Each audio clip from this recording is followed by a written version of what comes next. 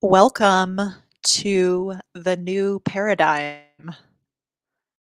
We are in a new era, my friends, where we truly cannot trust anything we see with our own eyes. And that's scary. That is scary. How do we know this isn't AI generated and completely fabricated? You don't, and you never will again. You don't, and you never will again.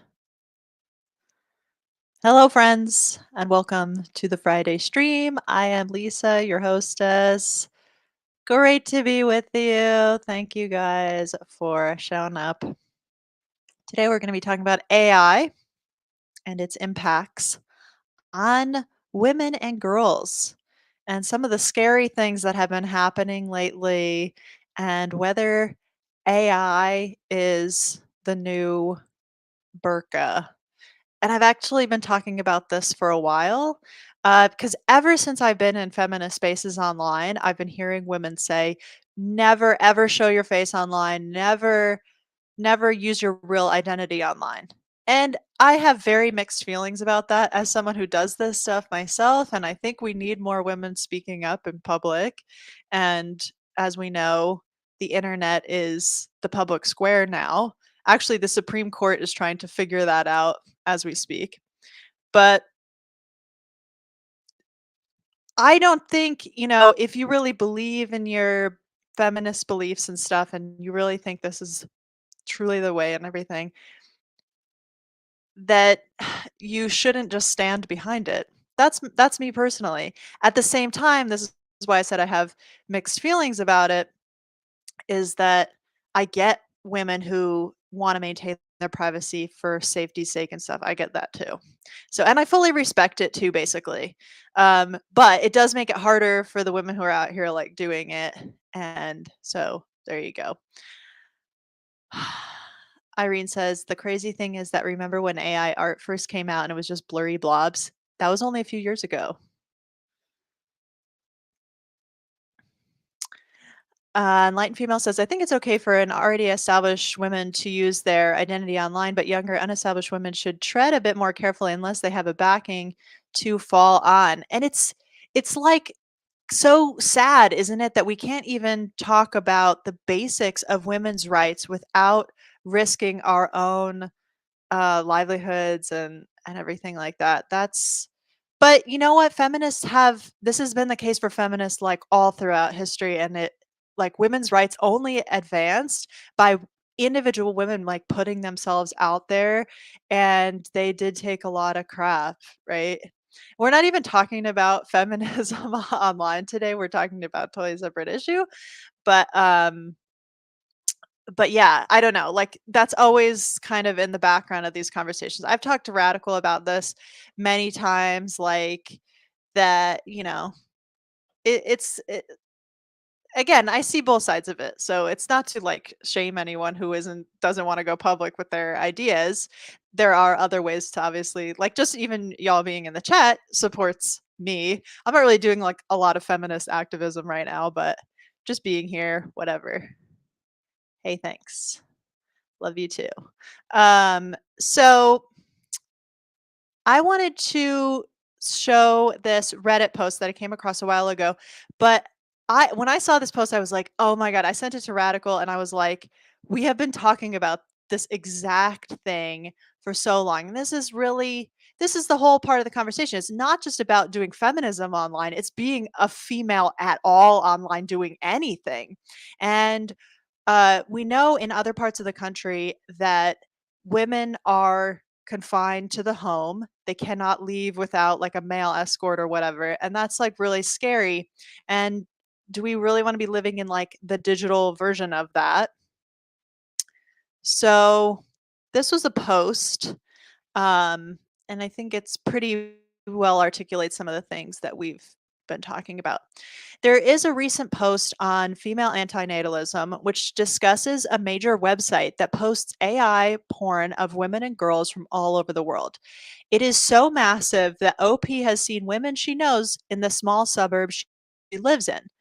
The site is organized by country and state. It lists all known information about the woman, including where she lives. Men are not only taking photos from public social media, but also from hacked phones and accounts. I don't know the name of the site, but I asked OP to DM me the name. I'm always kind of a little bit skeptical of things like this. I'm just a skeptic in general that, like, I don't take this at face value that this is a thing that actually exists. This very well, Reddit, it's all anonymous. It could be just men scaremongering in these women's spaces that something like this exists. But at the same time, it might. I have no idea. I mean, it's totally plausible that it could. I grew up online seeing non consensual photos taken of women in public, especially focused on their bottoms and breasts. Imagine this now, but with the ability to turn it into AI or word porn. This will be the new burqa if strict laws and punishments are not implemented. And we know governments are really not keeping up with this. And that's very scary too. Less than 1% of reported rapes are prosecuted. My faith is that this will be dealt with. My faith that this will be dealt with in any meaningful, efficient way to protect women and girls is abysmal. Can't post your face in videos online or photos on Facebook for your poor old Mima to see. Can't show your face outside your house. Welcome to the beginning of women's modern hell. I guess you could append that it's Western women's modern hell because, again, a lot of women are actually living in this reality in real life in places like um, the Middle East. And so, we have enjoyed a lot of freedom here and a lot of rights as women. And this, the way this is trending on the internet could really take us backwards a lot. So, we are going to look at two articles today. One in the New York Times, and that's the one that we're going to start with. Like, how do I add this? There we go. Okay. Let me actually make this a little bit bigger. Give me 1 second. Okay. So, if you're new to the stream, welcome. So glad to have you.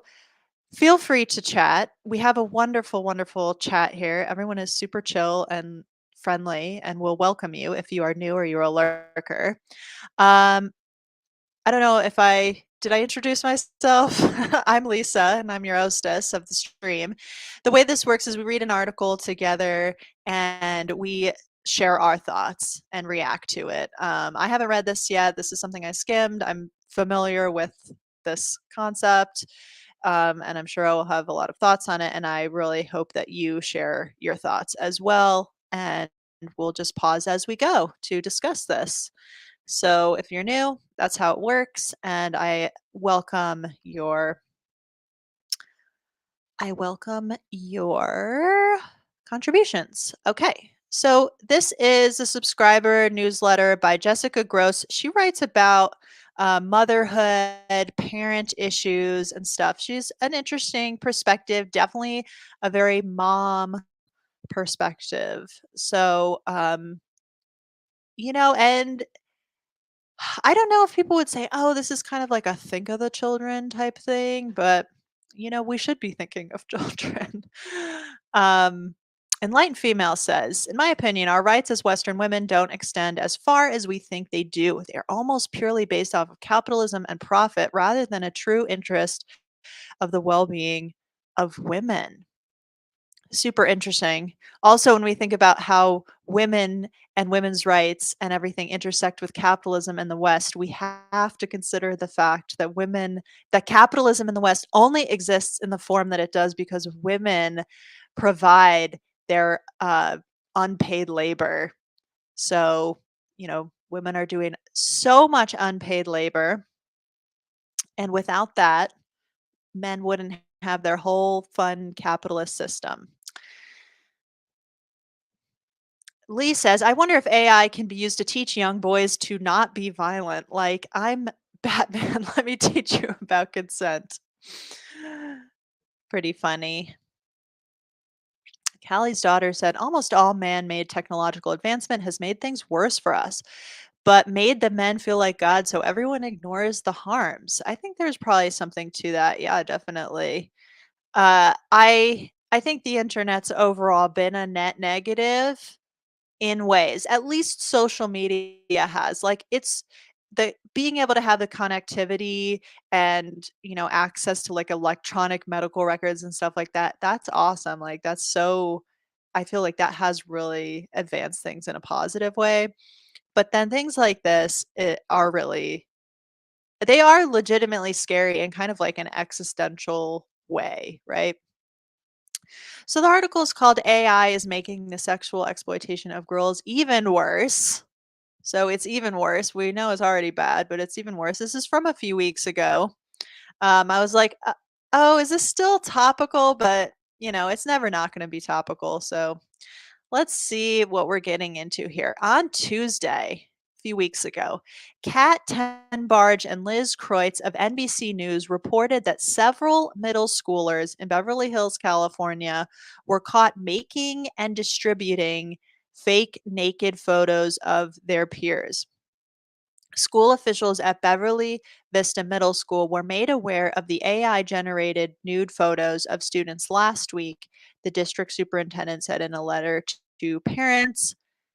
The superintendent told NBC News that the photos included students' faces superimposed onto nude bodies. So things like this have, kind of existed for a while with Photoshop. I mean, I've definitely seen like things of celebrities and stuff like that that's existed for quite a while.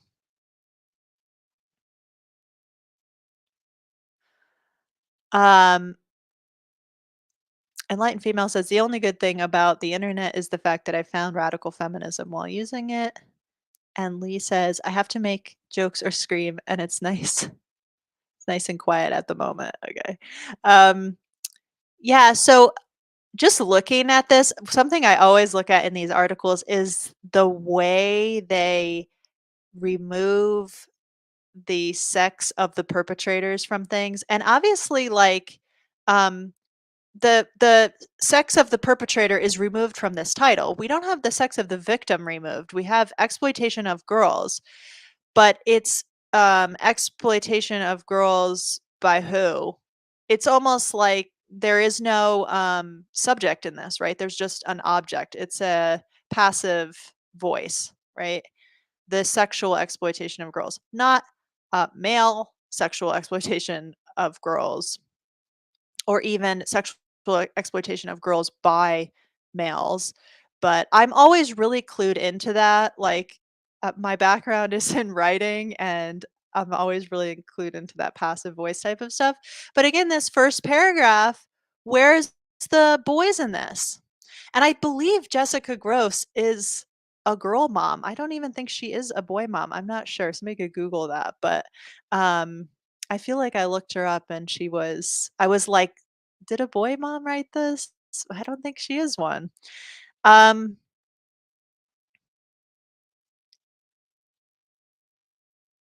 there is no perpetrator in this, like, at all, of any gender. Ah, yes, I was thinking this is such a hot, like, topic right now, the Nickelodeon stuff. It's actually, like, a little after my time. I didn't watch any of the shows, I don't know any of that stuff, and there's been quite a lot of commentary about it. I had heard about that Dan Schneider was obsessed with feet, like, probably, like, 10 years ago or something. I don't know, like, that's really been around for a long time. And yeah, obviously some of those kids went through basically hell and it's horrible, but derailing. Okay. I had heard about this kind of thing happening to high school girls, which is horrible enough, but the idea of such young children being dehumanized by their classmates, humiliated and sexualized in one of the places they're supposed to feel safe, and knowing those images could be indelible and worldwide turned my stomach.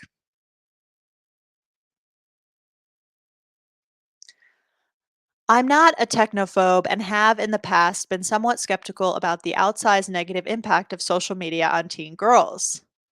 That's interesting because there's like tons of research of the damage that it does to girls.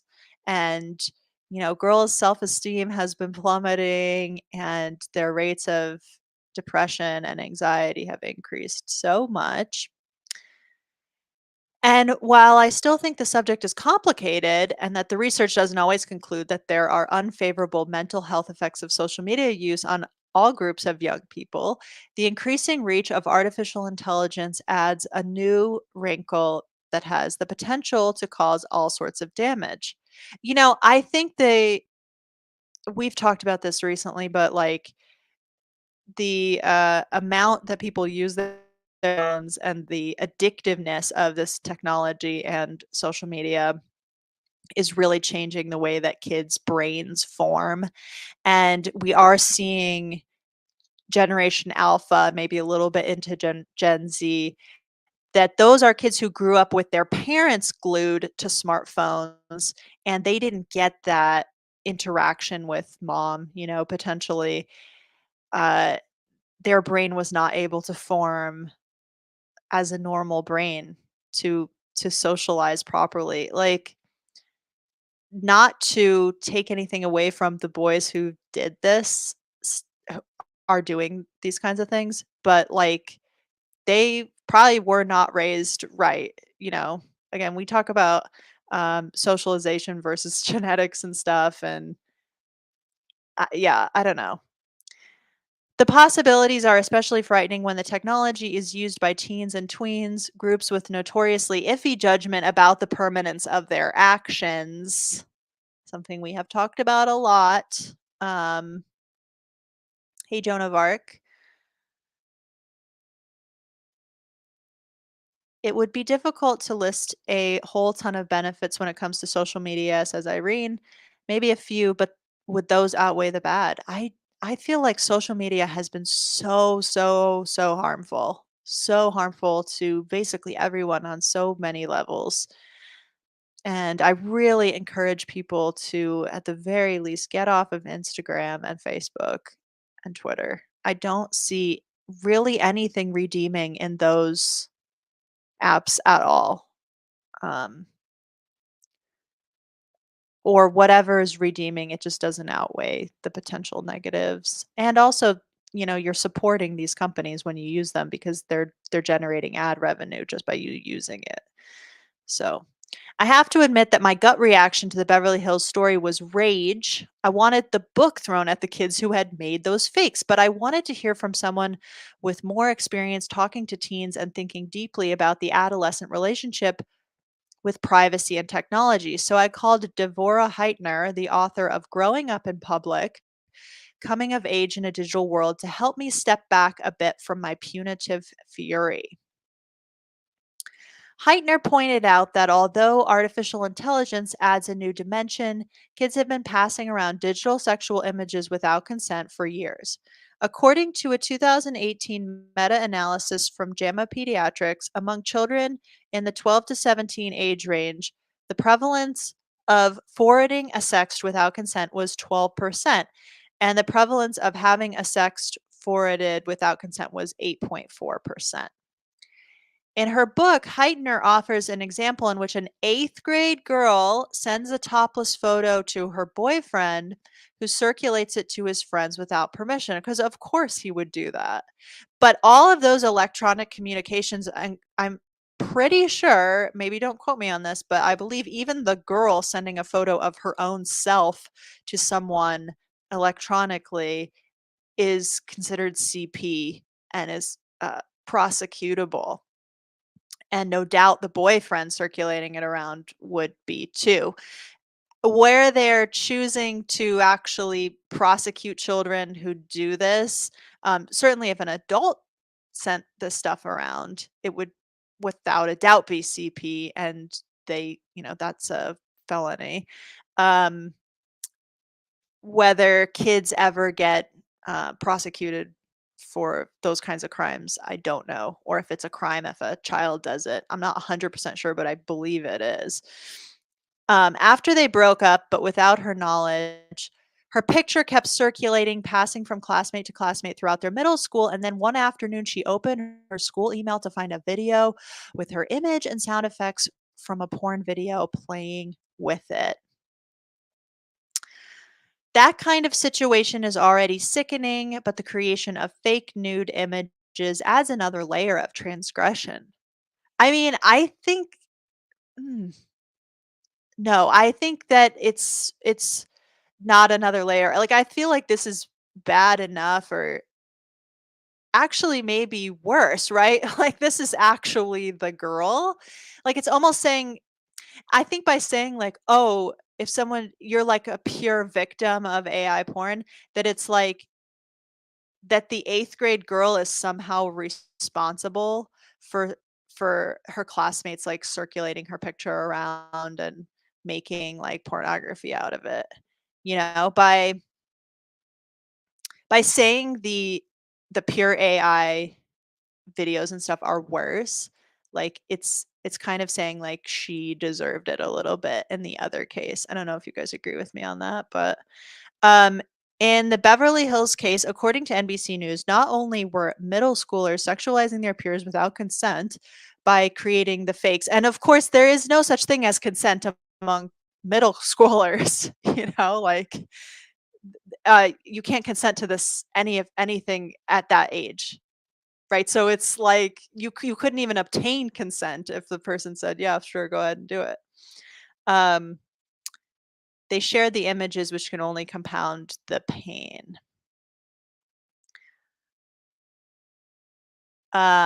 Existential says people call me and other women prudes when we say never send nudes, not ever, not even if you've been married 20 years.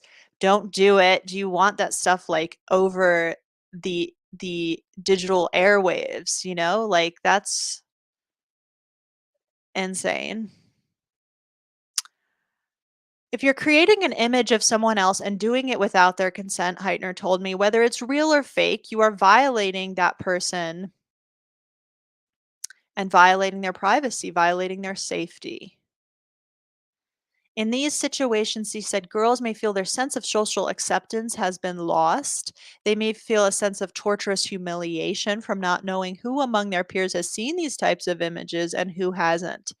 In her book, Heitner describes situations in which girls stop going to school altogether.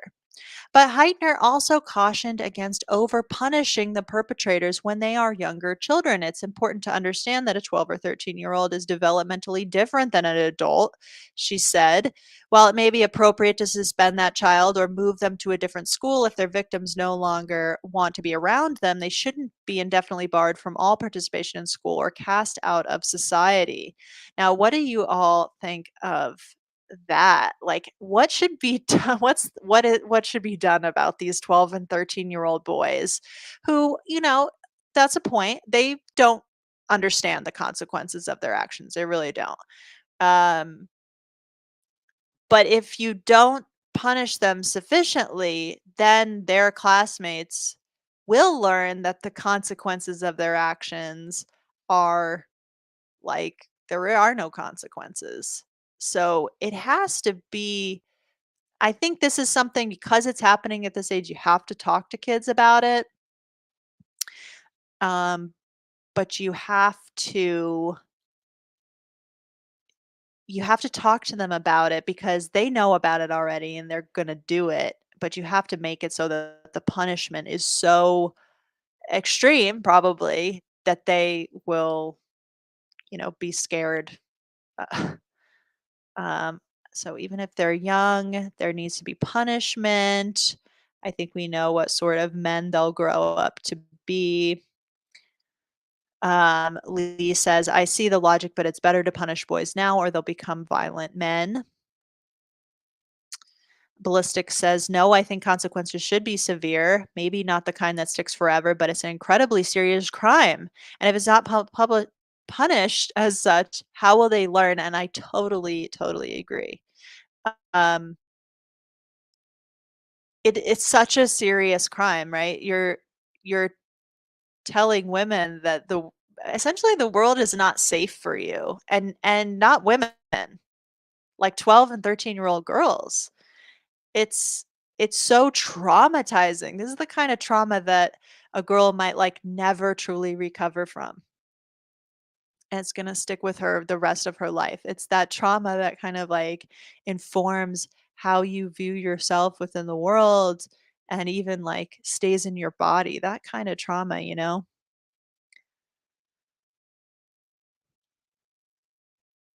They are redeemable. They can make amends and become adults who know better.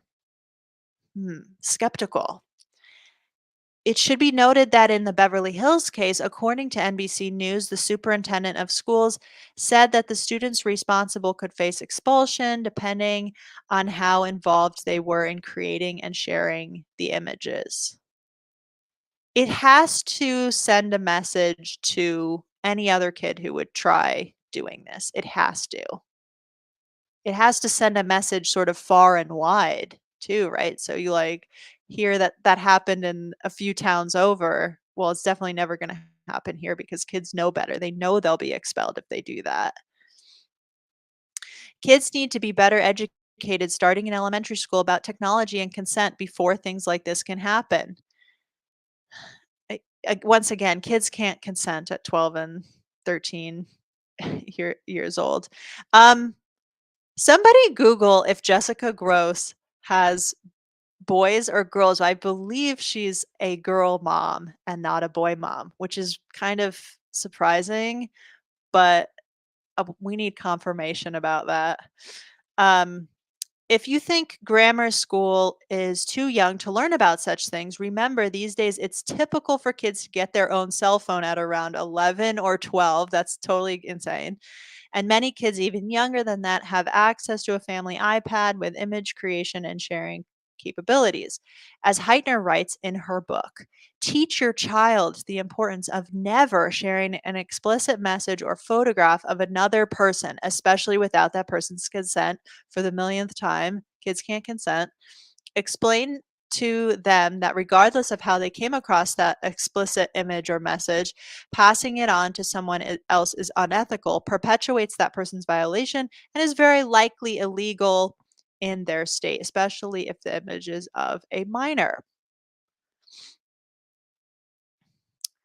Enlightened female, thank you. She has 2 daughters. The relevant laws apply most directly to real photos, though. In some states, AI generated nudes exist in a more legal gray area. There is no federal law that protects victims of deepfakes. And according to reporting by Ten Barge and Melissa Chan, politicians and legal experts say there are few, if any, pathways to recourse for victims of AI generated and deepfake pornography, almost all of whom are women. Wow. Gee, I'm surprised. A crime that impacts almost exclusively women and our legislative system, which is run majority by men, has not come up with a solution for this or a punishment for it or a legal recourse because they don't, it's not impacting the lawmakers. So they don't care. And this is so consistent against or around issues that have to do with women, right? Like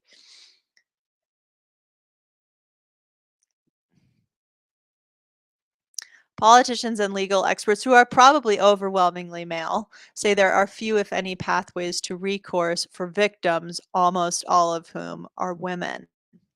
According to a 2019 study, school districts and our legal system need to move quickly to come up with policies that deal with these issues because they are not going away and they're only going to become more pervasive as technology evolves and proliferates. This is really an emergency. It's really an emergency because the girls who are victims of this, like I said, they're going to deal with this trauma and it's going to change their life now and for the rest of their life. Unfortunately, I believe that's true. This is the kind of bullying and stuff that stays with you and traumatizes you for such a long time. Um, and and some of these girls do end up committing S word, right? Because of this trauma. And um, yeah, so, and we've seen how swiftly the government can act to put in place laws on certain things, like just thinking about how fast they passed that law to protect IVF in Alabama, like that, right?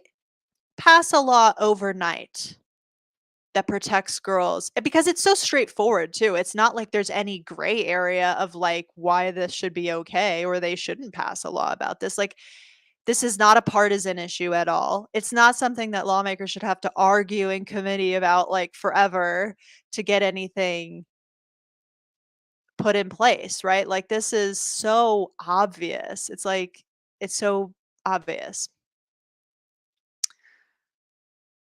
Ooh. Lee says those male lawmakers do care about protecting themselves and their sons from accountability. Right, and the perpetrators of these crimes are male.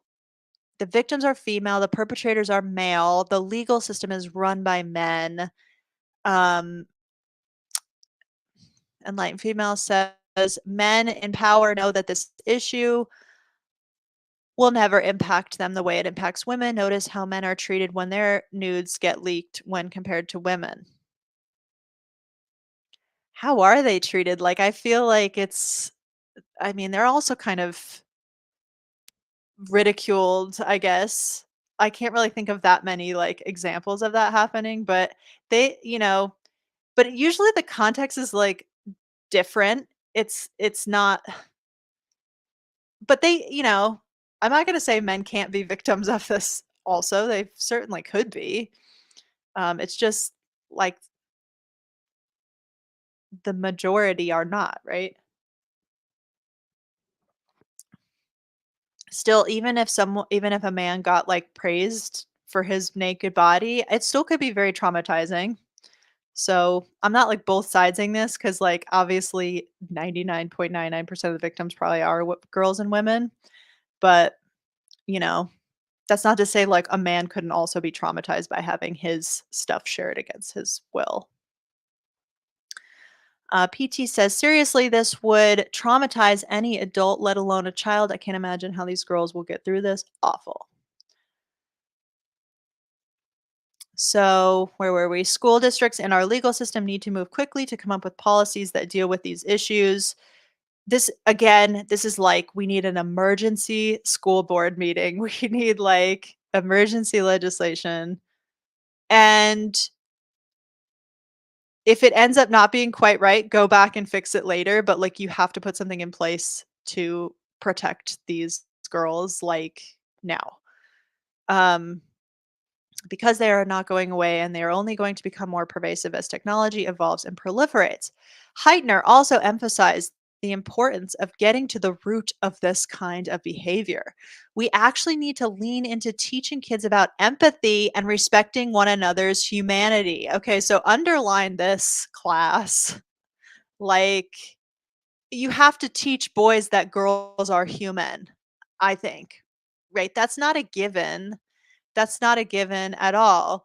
And I've been in the Fight Club group chat. I know the first rule of Fight Club is you're not supposed to talk about Fight Club, but we have been having that conversation about whether girls and women are actually people or whether they are resources. And there's this great diagram that shows how society works with men at the top as people and the lower tiers are resources, which is like women, rocks, trees, teaching it's literally the least you could do is teach children that women are human and that girls are human beings. Okay. Um She said, and also look at the misogyny and homophobia in society that seems to be giving these kids license to bully along these very sorts of gendered lines and police one another's bodies. So, misogyny is a problem that starts super young and it's a huge source of bullying, and just bullying in general is a problem. And I don't know, like, it goes back so far. What, like, how is there not solutions to this?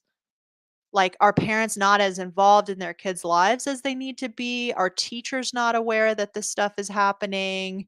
Are are the victims not coming forward?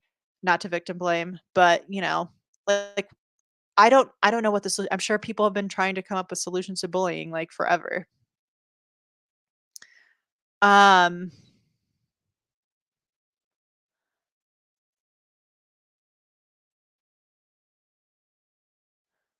Existential says, "Just look at Pamela and Tommy Lee, both were nude slash having sex, but only she is punished still." And yeah, I don't know for Tommy Lee if, like, he had trauma or in what way it impacted him. I don't know if he's ever really talked about it, but I watched the Pamela documentary and, like, first of all, that it's such a good documentary and I definitely recommend it to everyone. I really like her a lot.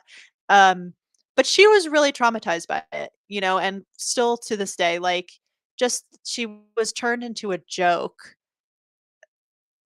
for something that was taken against her will, and she was really the victim of a crime, and why were people joking about it? You're like the victim of a crime.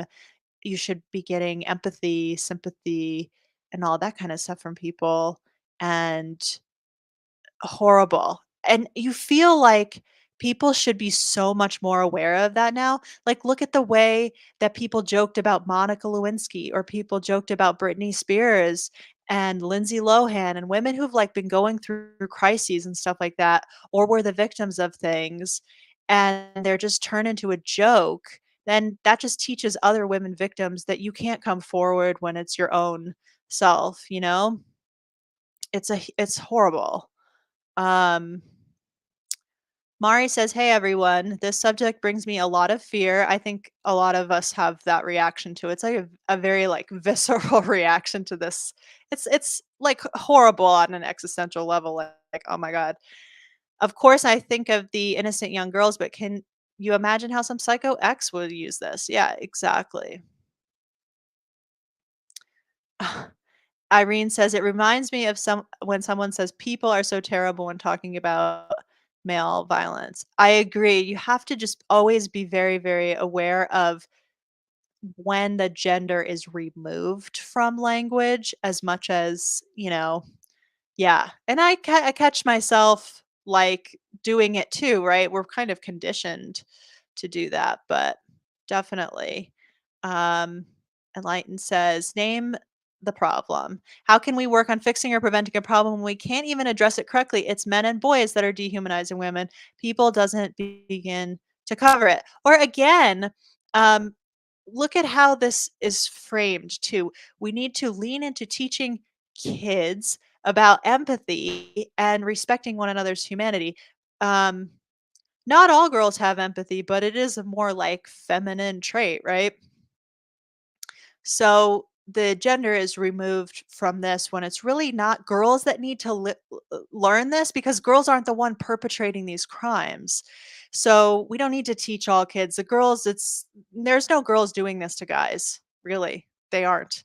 Um, and I'm sure girls have lots of material to do this to guys with, because men send a lot of unsolicited pictures of their body parts to women, but women don't turn around and, like, forward it to people, you know what I mean? So to say, "Well, we need to teach kids about empathy," is it kids or is it boys?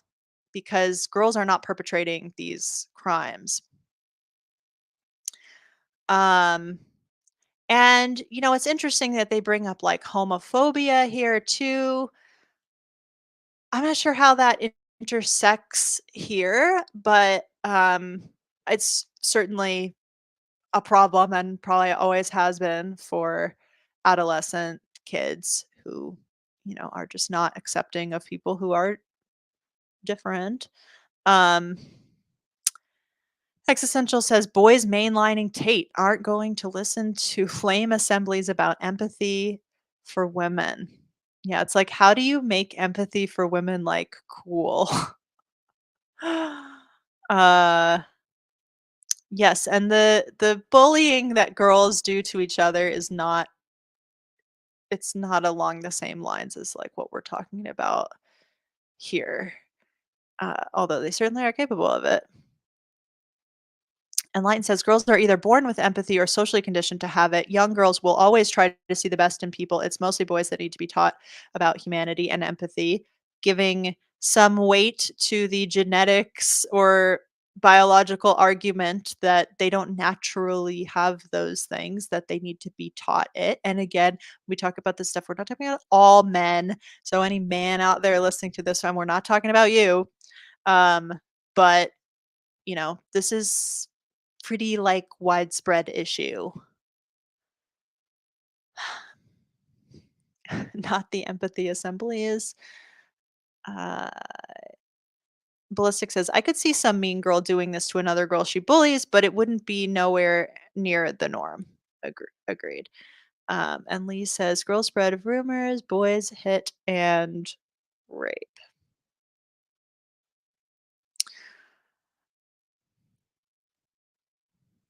And it's also interesting, this jumps out at me too, police one another's bodies. It's a weird way to say that, like, it's like, because I don't think that's precisely what's happening here, policing of bodies, but, like, it's an interesting way to say that, like, I feel like I would need to think on this a little bit more. I regularly hear from people who say they're perplexed that young women still feel so disempowered, given the fact that they're earning the majority of college degrees and doing better than their male counterparts by several metrics.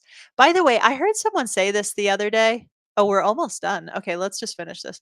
At a certain level, it's not that complicated. Girls frequently feel less than because they know that some of their peers have the impression that they're allowed to be thoughtlessly degrading. And further, they know that a portion of society values them only as objects. Thank you, Jessica Grose, for saying what we are always saying around here. They walk through the world with that weight on their shoulders, and it's up to all of us to help lift it. So, good message there. Um, this idea of feeling empowered, I saw a post somewhere about that the other day, and I was like, yeah, that's a really good point. That it's like women are encouraged to feel empowered rather than to be empowered. And the things that women do to feel empowered actually often don't have any connection to real world power. So, like, putting on red lipstick might make you feel empowered, but it has no correlation to obtaining actual power. So, I thought that was really interesting. I don't remember where I saw that, but I thought it was interesting.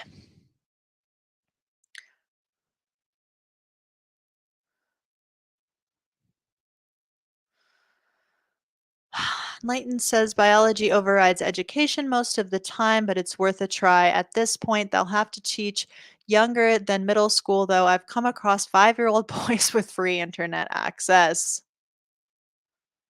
So there you go. Let's see. Can we? All right. Let's switch to our next article, our second of two. We've made it to the halfway point. Proud of you guys. You're doing great. Great comments so far. Keep it up. Here we go. Let me zoom in here. This like here we go. Okay. So this is more of like a news article rather than commentary as that previous piece of writing was. Florida middle schoolers arrested for allegedly creating deepfake nudes of classmates.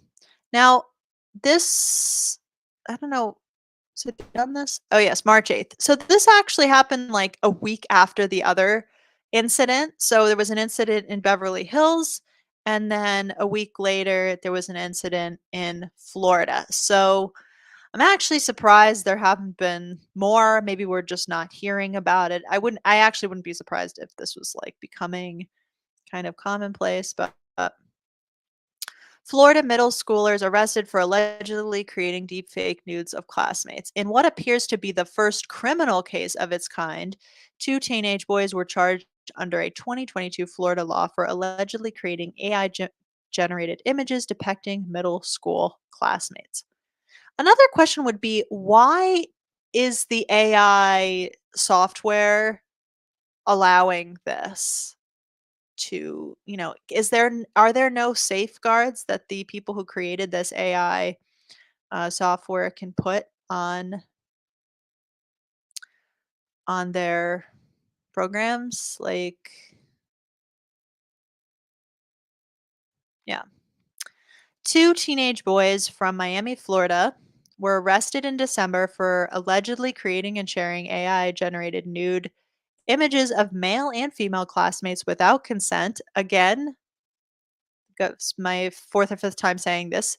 Kids cannot consent. There is no way they can consent. So they couldn't even obtain consent from these kids if the kids were like, "Yes, please make AI generated nude images of me. I would love that." Like, it doesn't exist. And I don't know why these articles don't like specify that. It's, you cannot get consent from a child. Like, we have to be really clear about that. I think that's like something that's very important always to emphasize. According to police reports obtained by Wired via public record request. So this happened in December.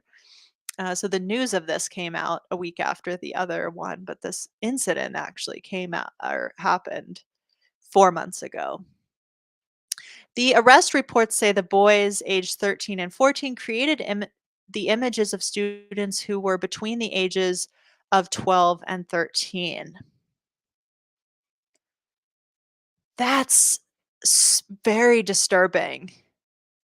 I mean, obviously, it was the same thing we were just reading about in the other article, but this is really disturbing. Enlighten says people point the finger at teenage boys thinking that male evil starts then, but it starts much younger than that, around age 5 to 7 when they enter school. If we want to educate, start younger. I agree. Kids cannot give consent to other kids or to adults. Uh, only parents can consent on behalf of kids, but they should be consenting to anything illegal.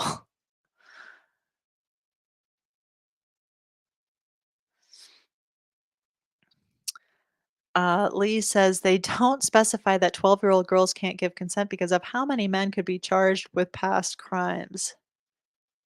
Yikes. The Florida case appears to be the first arrest and criminal charges as a result of allegedly sharing AI generated nude images to come to light. The boys were charged with third-degree felonies, the same level of crimes as grand theft auto or false imprisonment. So very serious. Under a state law passed in 2022, which makes it a felony to share any altered sexual depiction of a person without their consent. So and also this is child P word. The parent of one of these boys arrested did not respond to a request for comment time for publication. The parent of the other boy said he had no comment. The detective assigned, which honestly is the right move, right? If you're in a pending lawsuit, you don't want to be commenting to the press. The detective assigned to the case and the state attorney handling the case did not respond to comment in time for publication. Now, that does bring up something interesting, though, is the parents. How much responsibility, how much legal responsibility should the parents have for the actions of their child? The child is still under that parent's jurisdiction, so to speak. Like the parent is still responsible for the child's actions. Should the parent have to answer for this stuff? It certainly would put more burden on the parent to teach their child right from wrong or teach them how to use the internet safely. As AI image making tools have become more widely available, there have been several high profile incidents in which minors allegedly created AI generated nude images of classmates and shared them without consent. No arrests have been disclosed in the publicly reported cases. At Issaquah High School in Washington, Westfield High School in New Jersey, and Beverly Vista Middle School in California, even though police reports were filed. At Issaquah High School, police opted not to press charges. So this is uh, four incidences is like pretty significant. And who knows, like the fact that these incidents have become national news could like plant the seed in the mind of these boys like, "Oh, yeah, that sounds like a pretty cool idea. I'm gonna try that." 15th, Jessica says there's a case where the parents of a school shooter are on trial for providing him with a gun, so it's not impossible.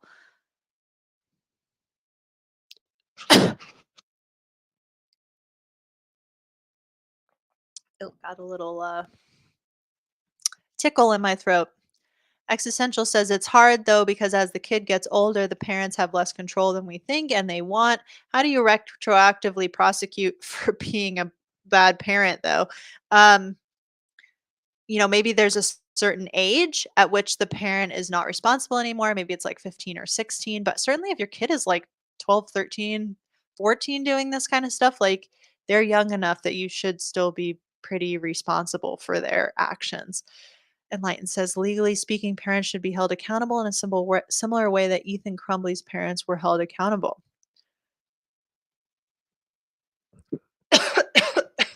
At least at that young age, I think.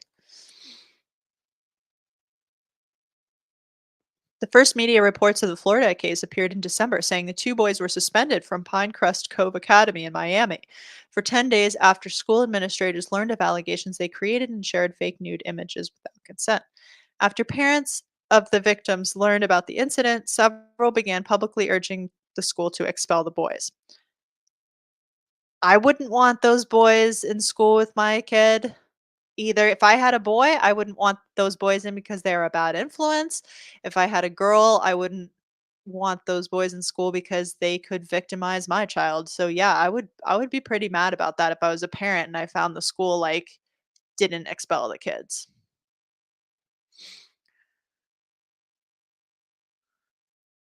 Nadia Khan Roberts, the mother of one of the victims, told NBC Miami in December that for all of the families whose children were victimized, the incident was traumatizing. Of course.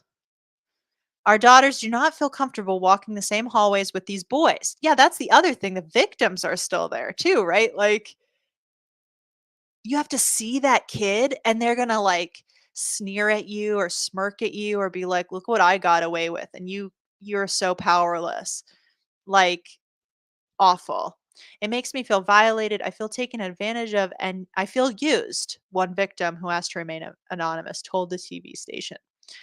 Wired obtained arrest records this week that say the incident was reported to police on December 6th and the two boys were arrested on December 22nd. The records accuse the pair of using an artificial intelligence application to make the fake explicit images. The name of the app was not specified, and the reports claim the boys shared the pictures between each other. The incident was reported to a school administrator, the reports say, without specifying who reported it or how that person found out about the images. After the school administrator obtained copies of the altered images, the administrator interviewed the victims depicted in them, the reports say, who said that they did not consent to the images being created. Once again, I'm going to I'm going to say this every time it comes up. Kids can't consent. After their arrest, the two boys accused of making the images were transported to the juvenile service department without incident, the reports say. That's also gross, like knowing that the school administrator, your principal, or whatever guidance counselor or something, like this kind of stuff, that they've seen those pictures of you too, like an adult man or woman. Like, and then everyone else in school knows about this incident and they look at you. And that is such a hard time in a person's life, anyways, in a girl's life, especially, like, or whatever. Like, it's such a hard time to be an adolescent. So, like, it's just absolutely devastating to even think about this. Um, Joan of Arc says, I feel so sick for the teen girl right now. I almost can't engage with it. It scares me so much. Um, it's a horrifying, like I said, it's an existential thing. I actually know a fellow feminist colleague who this happened to, and and so I think about it too, obviously, like as a person who puts myself on the internet and everything.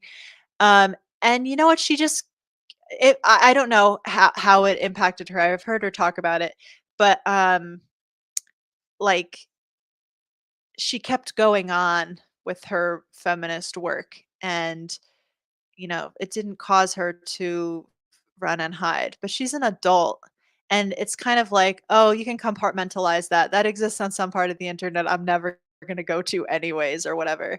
But when it's your own friends and people in your own life and your teachers and stuff like that, like, know of these things or maybe have seen these things, it's just like, it's really, these are kids. Like that's it sucks and it's bad enough when it happens to adults, but these are kids. Like, it's so ugh.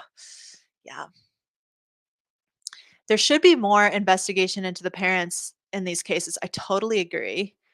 Um, Even that would be a start compared with what we're doing now. Parents often go under investigated for their minor child's crimes. More than material items can be used as evidence in cases like these. 15th Jessica says the photos in these cases that go to trial are probably evidence and may end up being seen by a lot of people for the trial. That's a very good point as well. I don't know how they will probably do censor them and stuff like that. Um, yeah. A handful of states have laws on the books that target fake non-consensual nude images. There's no federal law targeting the practice, but a group of US senators recently introduced a bill to combat the problem after fake nude images of Taylor Swift were created and distributed widely on X. So maybe it takes it happening to a popular celebrity to bring at least awareness to this, or maybe a sense of urgency. At least they've um, at least they've introduced some federal legislation. The boys were charged under a Florida law passed in 2022 that state legislators designed to curb harassment involving deepfake images made using AI powered tools.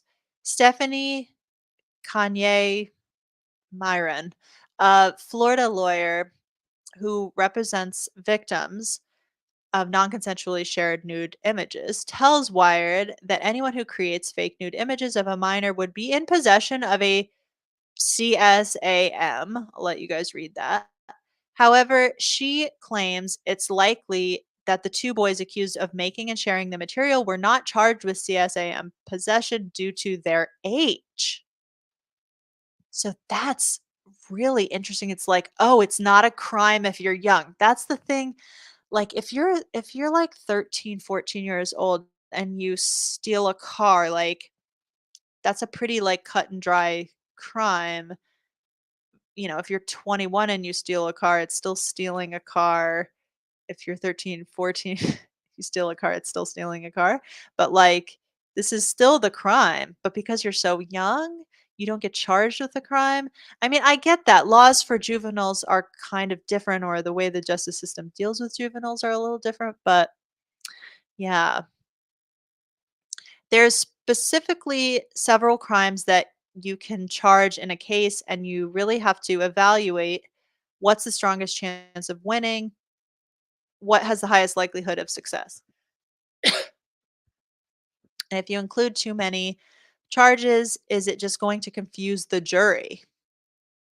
Hmm, I'm not sure I really follow that, but okay. Marianne Franks, professor of law at the George Washington University School of Law and a lawyer who has studied the problem of non consensual explicit imagery, says it's odd that Florida's revenge porn law, which predates the 2022 statute under which the boys were charged, makes the offense only a misdemeanor, while this situation represented a felony. Ugh, the fact that this kind of stuff is a misdemeanor is just crazy because it's so damaging. But it is really strange to me that you impose heftier penalties for fake nude photos than for real ones.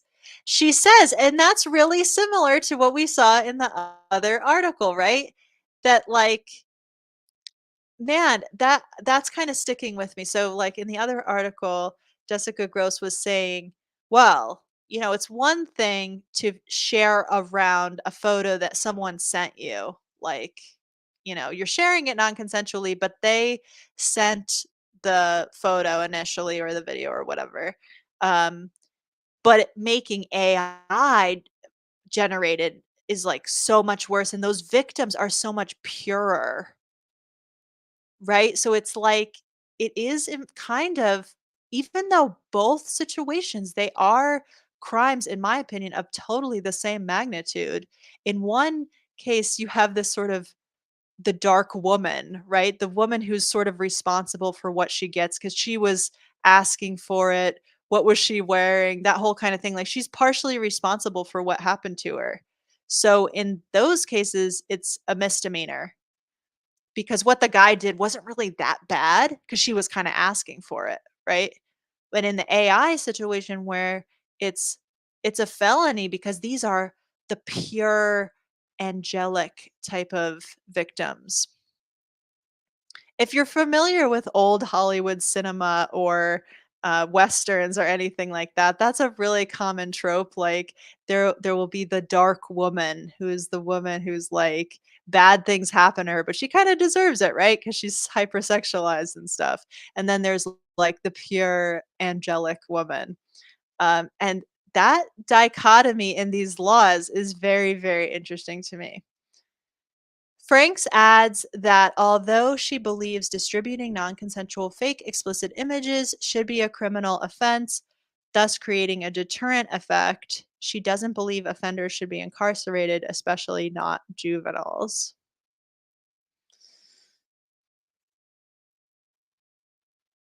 Well, what's the what's the remedy then? Like a fine? They're kids. They don't have any resources.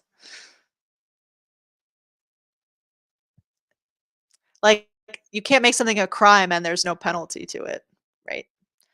The first thing I think about is how young the victims are and worried about the kind of impact on them, Frank says, but then I also question whether or not throwing the book at kids is actually going to be effective here. All right. So there you have it. Um, Joan of Arc says, well, if they won't prosecute the boys, they better go after the companies that facilitate that. Yeah, and we were talking about that a little bit earlier that it's like uh why aren't these companies like obviously I guess they don't have any legal obligation to like step up and do anything about this, but why aren't they? Existential says Madonna whore but in law. Exactly. Joan of Arc says if a boy thinks it's an appropriate way to treat his peers, he'll do something just as bad in a different way. Can we ban people from using the internet? Ooh, that's an interesting one. Enlighten says, I have a lot of thoughts on this that I can't fit into the limits of stream chat. Well, I would really like your to hear your thoughts. Uh, these boys aren't doing this to their male peers as much, are they? It comes from not seeing their female classmates as their equals.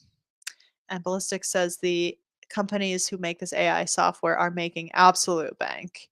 But I think this is a really good point. Like this, and we talked about a couple weeks ago, we talked about that climber who was harassing women and victimizing women and stuff. And this idea that, like, oh, well, maybe he was just crazy.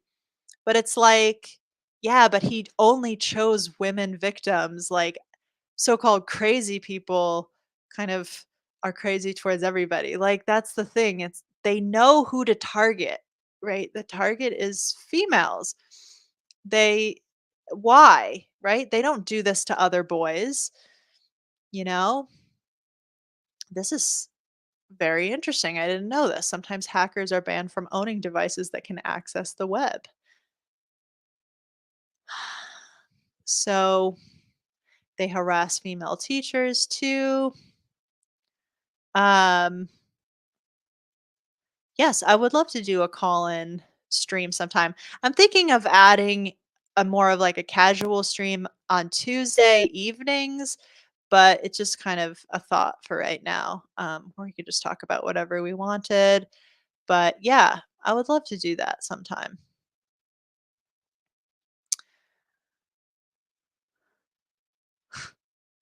Well, this isn't like 100% true, right? Men definitely do lose their cool with certainly with cops. Yeah. Uh, so yeah, I know y'all have I'm sure y'all have good thoughts. I was uh I was talking about how like this is the situation where I'm capable of talking. Like when I'm in a group, it's I just go silent. I don't know why. I get very intimidated by talking about groups. But maybe it would be different if I was like the leader or something. I have no idea.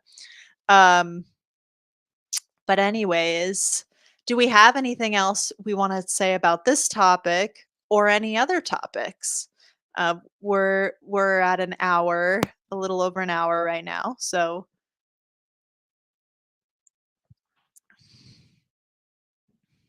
I still have not read this book. Why does he do that?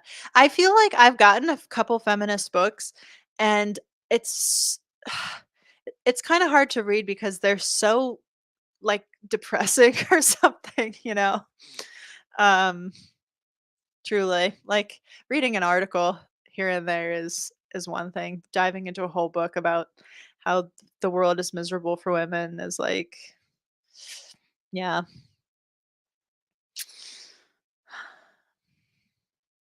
We had a workplace bully. We were told we just had to understand his context. No one cared about mine. I even said no one asked about my context and just got a blank yep, but somehow. So this even that idea we had a workplace bully. That was something again we talked in the stream a couple weeks ago about the missing stair theory when everyone knows that some person in a group is a problem and everyone kind of just they're like, "Well, we just have to deal with it," you know?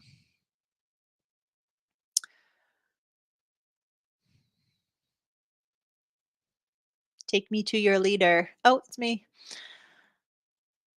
I read a martial arts book that said the difference between men losing their cool with men versus women is that they square up with men as equals and women hunt women like predators. Yeah, I think that you like have to go through that period of just like you're like, "Oh, I see the world as it is and it sucks and it's like depressing." Man, we were talking about this somewhere, I forget. Um where it's like will you take that next step further? Because I feel like a lot of women hear this stuff. This is like going back for a long time, right? And they reject it because they're like, I don't want to feel like a victim. Um, I made a video a couple of years ago when I was a little bit more fired up and angry and everything about how women are oppressed by their bodies. And I remember Joan of Arc said something in one of we streamed together. I think it was our New Year's stream that made me kind of change my mind on that topic, which is why I love these kind of conversations because we all can learn from each other and maybe like change our ideas and stuff or whatever. But yeah, I made this video about how women are oppressed by being in a female body. Like even in a world where there are no men, um, women are oppressed by our biology because the nature of our bodies is there's a lot of pain for most women, not all women. Some women have very easy periods and stuff like that, but a lot of us feel pain. And a lot when I talked about that, a lot of women rejected that idea because they're like, "Oh, so you just want me to see myself as a victim? I don't wanna see myself as a victim. I wanna feel empowered." But it's like, well, no, it's not about seeing yourself as a victim. It's about being able to speak about our pain and acknowledge it and not have to pretend that we feel great all the time. Because that's kind of the mask that women always wear is like, oh yeah, we go through all this stuff, but like we got to pretend it's good. And I'm like, let's just take a moment and not pretend that like yeah, enlightened female, this is what I'm talking about. And I mean oppression in the sense that like hot weather is oppressive. You know, you walk out the door on a very hot day and you're like, "Oh god, I got to deal with this." Right? It's not like you know, the hot weather holds power over you. But yeah, toxic positivity. Right. But again, so it's like you're presenting this idea to women, "Hey, you know what? Actually, sucks to have a period. It's not sparkly glitter fun time." And someone will say, "Wait a second, I reject that because I don't even want to acknowledge to myself the pain that I'm in." And it could be about periods, it could be about male violence, it could be about any of this stuff, but you see women reject feminism all the time and throughout history, and I really think that's where it's not wanting that's why it's not wanting to acknowledge that, like, we do suffer, you know, and that the world is not oriented around, like, this mother goddess kind of, narrative, right? Enlighten said, "My first Tumblr post touched on this." That's very charming. Nick says, "I stopped bleeding like 4 years ago. Good for you. Yay!" And I still can't believe I lived like that for decades. I feel free. I'm looking forward to it personally myself. Knock on wood.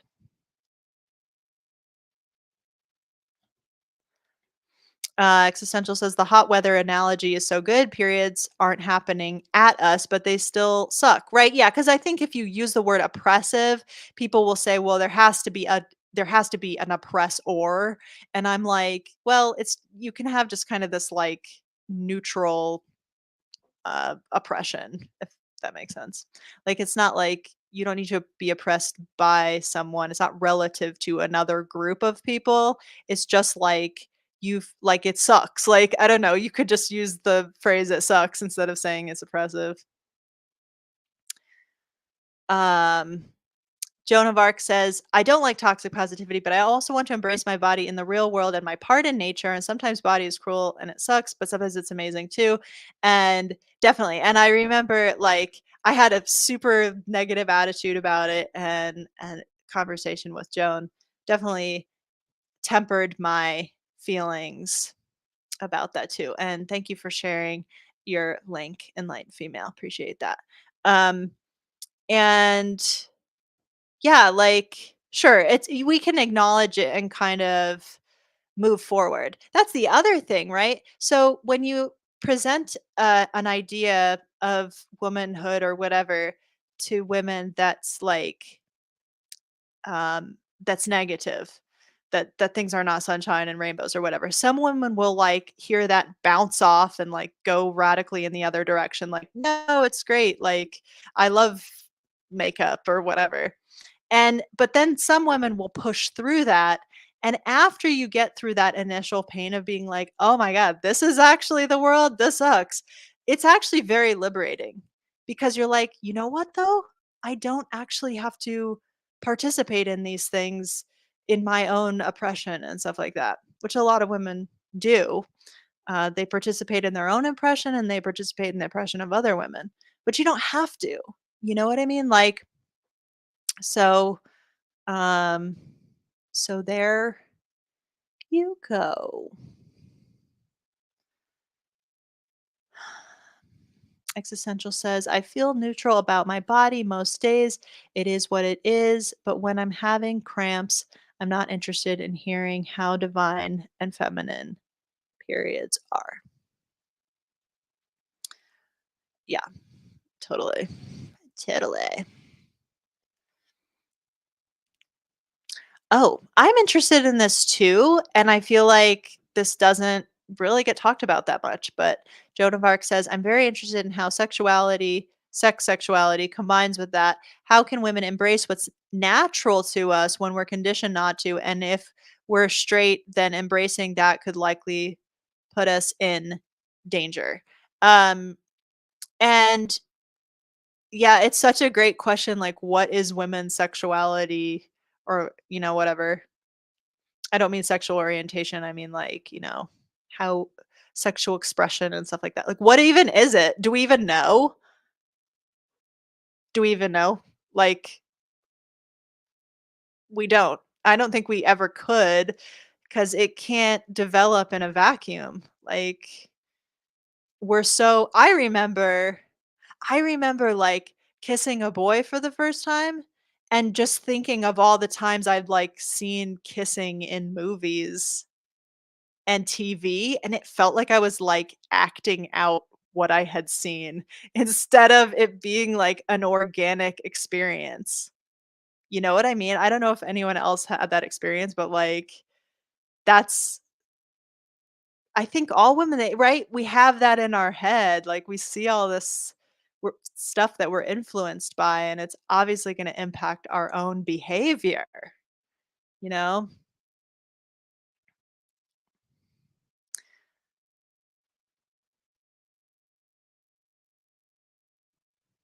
I'm just catching up on y'all's comments.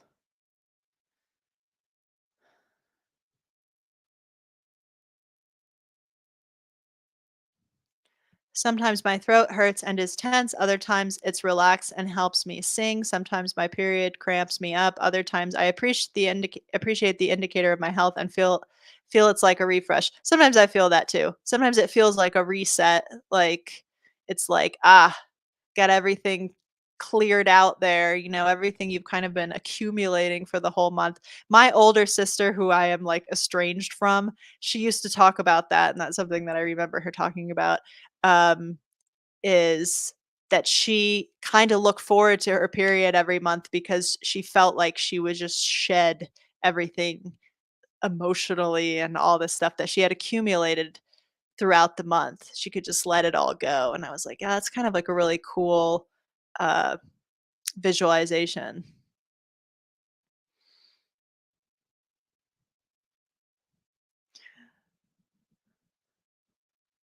Existential is agreeing. Am I doing this right? Right is how it's culturally portrayed. And of course, like when you actually kiss people and do stuff, in real life, it's not really like the way it is in movies. I always think about this trope in movies and TV and stuff where people like who haven't seen each other in a while or something, or like where they just, like, run at each other and just, like, start making out, or it could be like,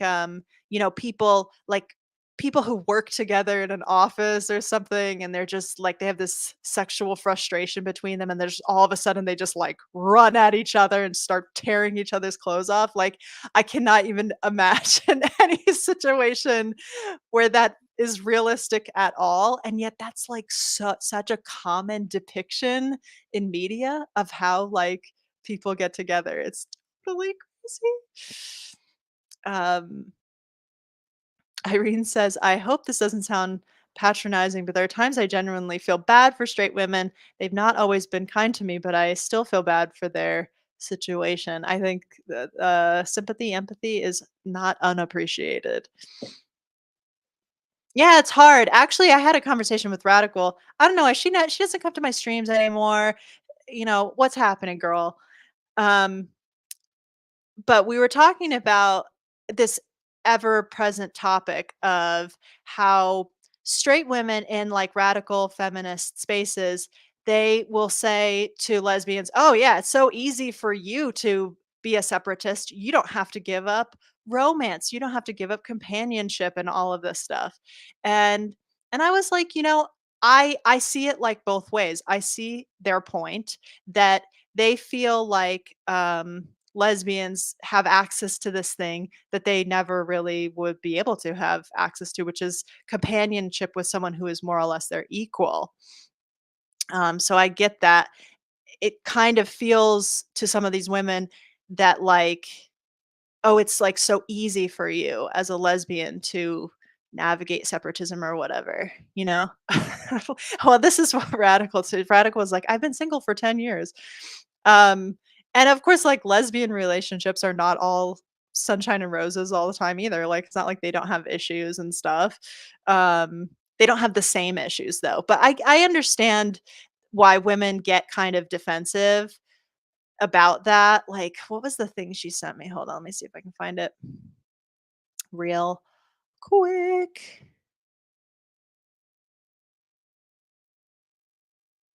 Give me a second. Talk amongst yourselves. Yeah, we had a nice here it is. Okay, so I'm going to try to share this. Whoopsie.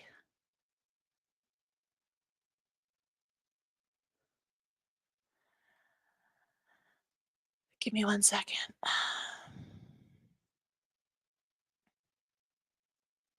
I need a producer who can do all this stuff behind the scenes. Let's see. Share this tab instead. It's got a bad word. Warning. I think it's this one. There we go. Okay. It's kind of small. Sorry about that. Um, the top tweet here says, "Every time a new wave of Twitter radfems brings up the topic of separatism, it reminds me of this gem, LMFAO. She said if we have to temporarily give up serving our oppressors, we may as well just commit MS word. Because otherwise, what's the point of life itself? How convenient for lesbians to preach celibacy for the rest of us. If there was no revolutionary hope for men to be our allies, then we should all just commit MS and leave this place because what's the point?" Um, and that's pretty extreme opinion there. But that's what I said is like, hold on, let me see what I said. Well, okay, I likened it to this hypothetical situation, whereas I think these women, like heterosexual women in these spaces who feel defensive about this, um, I said it's like if a say there's a woman out there who naturally has, uh, like, no leg hair or very light leg hair, right? And then she turns around and I don't think I've ever actually seen this happen, but I'm just saying as kind of an analogous type thing. She turns around to a woman who naturally has a ton of very dark, thick body hair and says, "Hey, you shouldn't shave your legs, and if you do, you're not liberated." And it's like, "Well, wait a second. Like, this is just not a issue that you have to deal with." Like, they're both, genetic things. Like, one woman doesn't have leg hair, and she could be like, "Hey, look, I don't shave. Look how liberated I am." Well, yeah, you're sort of like still in the, you're still kind of just naturally, biologically fitting the stereotype or whatever. Um, and then that she would shame a woman for shaving. I don't know, that was the analogy that I came up with, or a woman who naturally, has no facial hair telling a woman who has, like, a full beard, "Hey, don't shave, don't remove your facial hair because that would mean that you're not liberated," or something. Um, and so I think that's where that comes from, like, I have some empathy for women who are like, "Well, I don't wanna hear it from a lesbian," like, we're just not we can come to separatism from different things, like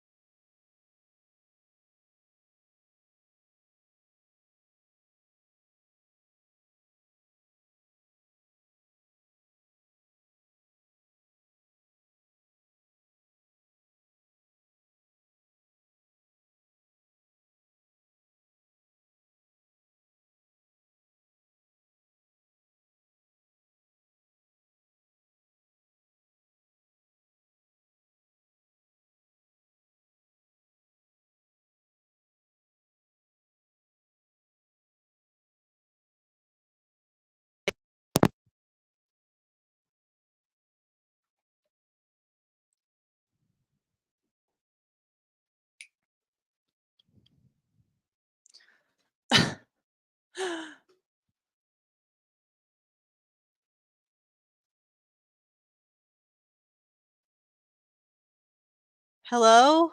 Am I back? I did lose my connection.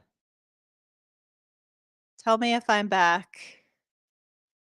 Okay, good. I wasn't sure if it was just gonna No, this happened one other time. I kicked the power cord and it fell out.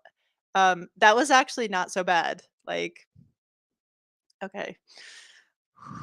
Yes. But anyway, so what I was saying, uh yeah, Enlightened Female says, I can understand where you're coming from. I think there are more layers to it, but you make great points from a simple perspective. That's what I'm saying. It's just like I feel like I I have I have empathy for the women who kind of are like, I don't want to hear it from a lesbian. Like I get that. I understand that. So yeah.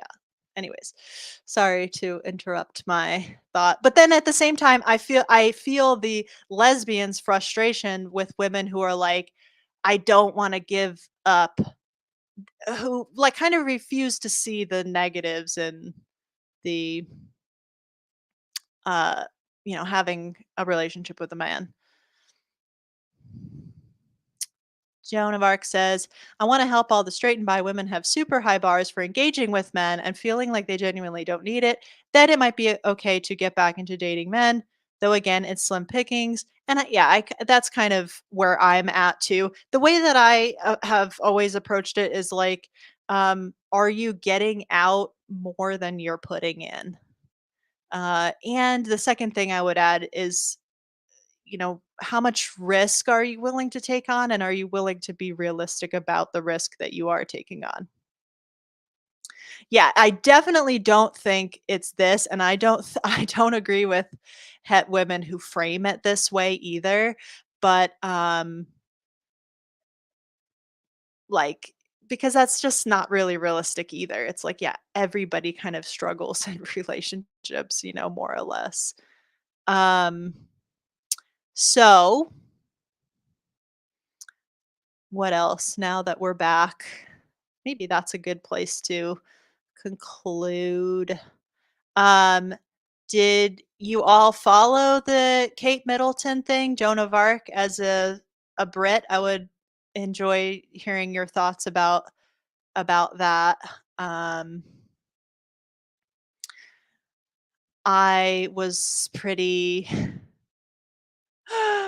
I was pretty into it. Oh man, I had so many theories. I was definitely reading r/slash conspiracy, even though it's like a total toxic cesspit. I was just like they have some good threads about that. Um, I don't think until she I mean, people are even like, oh, even if she appears at an event where the public can see her and interact with her, that they won't just believe it's not like a body double or something. Even then, but I feel I don't know. I feel bad for her. Jones says, I never care about the royals, but I was enthused at the idea there was an impending divorce and Kate was bargaining with her compliance. Yeah, it could definitely be something like she's not playing along with the game. I think it's also like the queen died and everything kind of collapsed a little. At least that's what it seems like from this side of the pond. And also, I don't really follow any of this royal stuff. Um, yeah, I kind of agree with this too. I still feel like Queen Elizabeth is the monarch in spirit. Who even is this crusty Charles and why is he king? And is he really out and about doing much either? He has cancer. We don't know what kind. So he's also kind of laying low. It's like a period where they're all sort of laying low. I actually don't hate Harry and Meghan like everyone else. I think they're like a little fake by the kind of nature of it, but I don't think they seem like bad people at all. Like, I feel like there's so much hate towards them, and I really don't get where that comes from.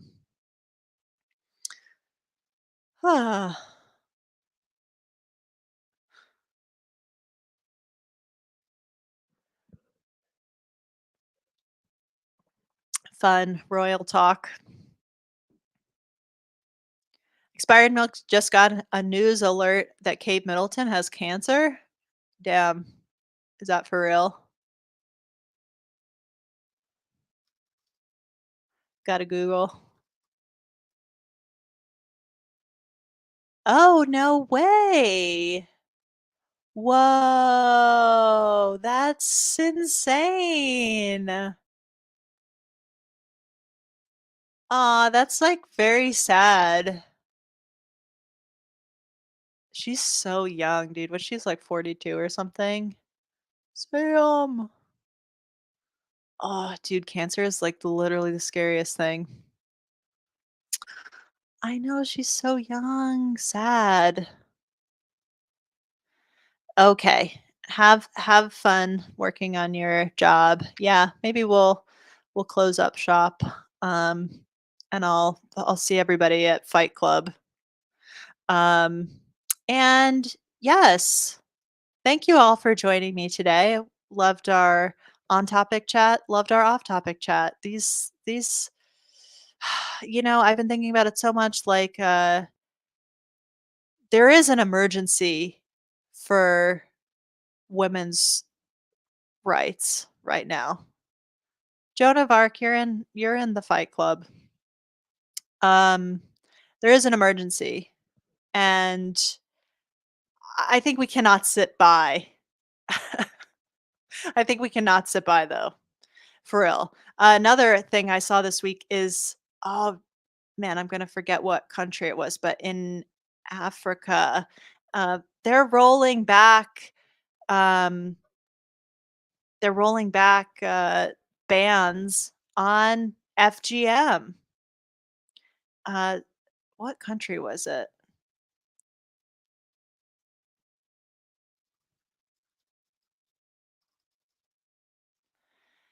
Oh, I think it was in Gambia. Gambia. And it's like it's just it's everywhere in the world. It's everywhere to different degrees. It's happening in the West. It's happening in undeveloped countries. And like I don't know what's going to happen if we don't speak up on it. Like we have to. We have to. We have to. I like what we do here. Adrian says, "Thank you. You've built a good community. Thanks for being a part of it." We can think of other people who uh, are ostensibly in this who turn up the bile. You are doing so much good. So unsurprising, you bring good people with you. Thank you. Appreciate that. We always appreciate a little encouragement. Um, but yeah, yeah, I think I said the other week about the idea of not necessarily like disseminating these ideas in sort of a grassroots way. So I always encourage you to talk to the women and girls in your life.